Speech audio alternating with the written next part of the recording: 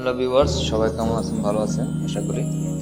আমি আজকে যে বিষয়টা নিয়ে আলোচনা করব, এই দুইটা বুস্টার পাম্প, প্রেসার পাম্প বলে বুস্টার পাম্প বললেও হচ্ছে এই দুইটা বুস্টার পাম্পের জন্য সবসময় যেহেতু চলবে না, একটা চলবে একটা বন্ধ থাকবে, একটা চলবে একটা বন্ধ থাকবে, সবসময় রানিং থাকবে না। কোনো কারণবশত যদি একটা নষ্ট হয়ে যায় তাহলে একটা পাল্টানোর জন্য এটা একটু সুযোগ সুবিধা রাখছে। তো আপনাদের সাথে আমি যে বিষয়টা আলোচনা করবো সেটা হচ্ছে বুস্টার পাম্পের এই প্যানেলটা দেখেন। এটা হচ্ছে booster pump panel 2x1.5 kilowatt. দুইটা বুস্টার পাম্পের আপনার প্যানেলটা, এটা হচ্ছে অটো মোডে, আর এটা হচ্ছে আপনার হাতে চালানোর জন্য। এটা হাতে চালাতে পারবে, এটা অফ, এটা অটো, অফ, এটা অটো। ঠিক আছে, আমি ভিতরে কি কি ইনস্ট্রুমেন্ট সেটার সাথে আপনাদেরকে পরিচয় করিয়ে দিচ্ছি। দেখুন, প্রথমে হচ্ছে এটা হচ্ছে একটা আইসোলেটার। এটা দরজার ডোরের সাথে একসাথে সংযোগ। ডোরটা খোলার জন্য এটা আইসোলেটরকে অফ করতে হবে। এটাকে অফ করে তাও দরজাটা খুলবে।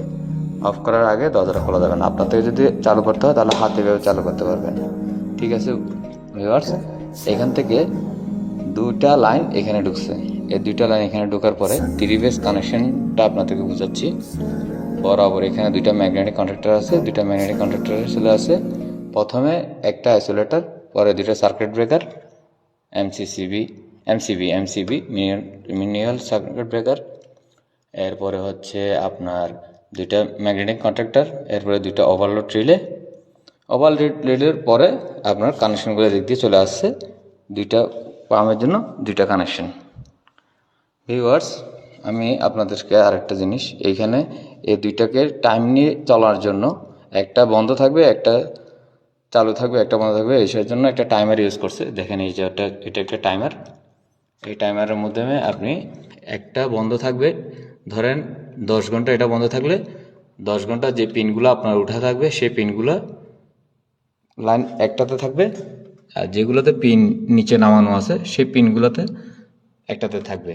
মানে এখানে দুইটা মোটরের জন্য দুইটা কানেকশন, মাঝখানে ফেজ, একদিকে হচ্ছে আপনার টাইমিং যেগুলো দিয়ে রাখবেন সেগুলোতে কানেকশন থাকবে, আরেকটাতে হচ্ছে যেগুলো টাইমিং দিবেন না, যেগুলো উঠানো থাকবে পিন, সেগুলোতে কানেকশন থাকবে। বিষয়টা হচ্ছে এরকম, এই পাম্প দুটোটা একসাথে চলবে না, একটা বন্ধ থাকবে একটা চলবে। কোনো কারণবশত যদি আপনার মনে করেন এই পাম্প দুটোটা কোনো ডিস্টার্ব হয়, তাহলে একটা বন্ধ হয়ে গেলে ওভারলোড রিলে থেকে এখানে অন টাইম রিলে আছে দুইটা, এই অন টাইম রিলে দিয়ে কাজ হচ্ছে যে কি, এই প্রেসার পাম্পটা বন্ধ হয়ে গেছে, এটাকে ওই যে লাইনটা বন্ধ থাকবে বন্ধ হবে না সেটার সাথে অ্যাড করে দেবে। তার মানে হচ্ছে টাইমারে যদি লাইনটা চেঞ্জও করে ফেলে তখন আপনার এই রিলের মাধ্যমে কানেকশন এটাতেই থেকে যাবে, এটাতে আর যাবে না। কারণ এটা ওভারলোড হওয়ার কারণে ওভারলোড রিলে টেম্পার হয়ে গেছে, অর্থাৎ ট্রিপ করে ফেলছে, ট্রিপ করে এই ধনুটাকে কানেকশন করে ফেলছে রিলেটাকে। ঠিক সেম আরেকটাও এরকম যদি ওভারলোড হয়ে যায় তাহলে ওভারলোড রিলে যদি কাজ করে তখন এটা এনও থেকে এনসি হয়ে যাবে, এটা শর্ট করে দিবে। তো ভিউয়ার্স, দুইটা রিলে, একটা টাইমার এবং দুইটা ম্যাগনেটিক কন্ট্রাক্টর, দুইটা ওভারলোড রিলে, এগুলোর মাধ্যমে একটা control pump booster pump panel control pump তৈরি করছে। আপনাদের সাথে জাস্ট এটা শেয়ার করলাম এখানে কি কি ইনস্ট্রুমেন্ট ওরা ইউজ করছে। আর দুইটা সিলেক্টেড সুইচ ইউজ করছে, দুইটা ইন্ডিকেটার ইউজ করছে, টিউবের জন্য দুইটা ইন্ডিকেটার ইউজ করছে, এই পাম্পটা চলতেছে সেটা বোঝার জন্য। সবাই ভালো থাকবেন।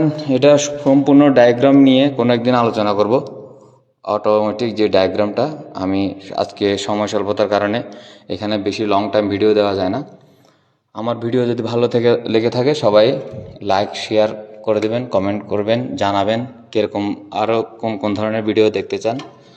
আর আমার চ্যানেলটার পাশে থাকবেন, সাবস্ক্রাইব করে দেবেন, বেল আইকন চাপ দিয়ে রাখবেন যাতে করে আমার ভিডিওগুলো আপনার সাথে তাড়াতাড়ি চলে যায় আপনার কাছে। সবাই ভালো থাকবেন, সুস্থ থাকবেন সেই কামনা রইল।